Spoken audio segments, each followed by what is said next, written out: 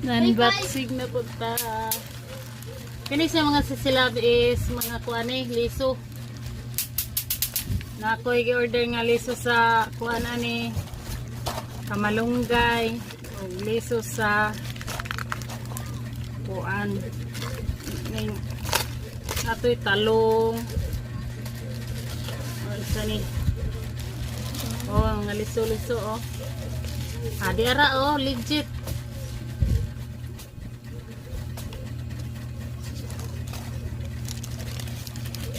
Na siya instruction diri oh. Nga liso ni 1,000 plus gyapon akong mabayran ani. Unom ni kabuok. Kani siya. Hala gipakapinag pumpkin. Wala ko ga-order ani pumpkin niya. Gibutang ng pumpkin oh, kalabasa. Ina. Ukira na ma. Ukira na ma kay bisbisa na bat na.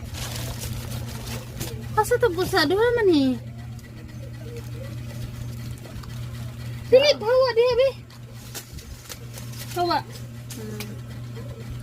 Kani oh. Talong dagko. Unya pumpkin, wala ko ga-order ani pumpkin. Sa man ni seller oy nga wala ko ga-order ani pumpkin, na may pumpkin. Kalabasa man ni. Kung gi-order kani talong. Or basi gipap niya ra gani gipakapin. Ngayon sa gipakapin ra na. Wala di baya mo dili baya mo to balo. Lagamaton. Ni unsa man ni? Papa. Ako na gani liso do ganis ka malunggay. Order mo ko liso ka malunggay. Dili mao. Siguro nis ka malunggay. Oh, malunggay gyud.